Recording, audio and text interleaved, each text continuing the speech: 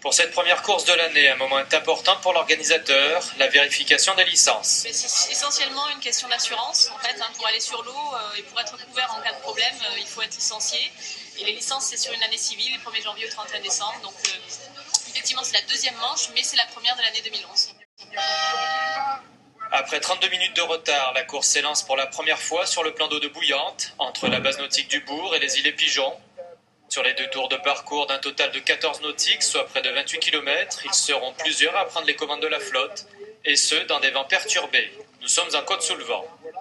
Tour à tour, il y a le Zoban du vieux fortin Richard Garaway pour le meilleur départ, puis Robert Berdier sur Volant-là pour la sortie du Bourg et le premier passage de la marque de la Pointe-Lézarde.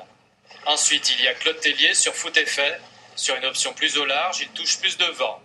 Mais à l'approche de Malandur et plus à terre, c'est Marcelin Wilbon sur Amour Saint-Rosien qui prend les commandes et est le premier à contourner les îlets Pigeons. Sauf que plus tard, sur un manque à virer, Alain Dabriou, le Saint-Ouen et patron du canot Câlin du matin, lui vole un temps la politesse. Et alors que du côté saint-franciscain, il y a du chavirage dans l'air, Philippe Petit, patron du Déclic Saint-Ouen, boucle en tête le premier tour du parcours.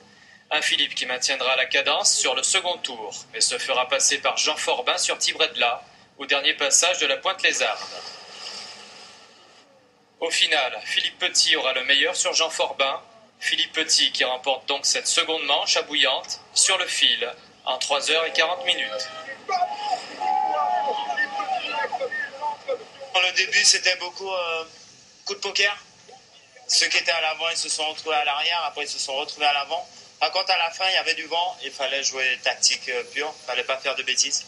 Puis on a bien réglé, on a tiré les bons bords, on a su voir les bons bords, et ça a payé, puis voilà. C'était très technique aussi, surtout sur le Côte-sous-le-Vent. Sur le Côte-sous-le-Vent, c'est toujours difficile de payer jusqu'à Bouillante. Donc, c'est vrai, j'ai bien couru aujourd'hui, j'ai gagné la deuxième place. J'ai fait une deuxième place, je me suis content. C'est à notre lieu jusqu'au bout, hein. Bon, on arrive à 100 mètres quand même. Bon, c'est pas grave, fallait pas c'est remis, parce qu'au premier tour, on était dans les choux, on a coulé, on a dû batailler, on est revenu dans la course. Bon, malheureusement, à la fin, on a perdu sur un coup de dé. Prochain rendez-vous, le 27 février, pour la 3e manche du championnat, sans doute, à Vieux-Fort.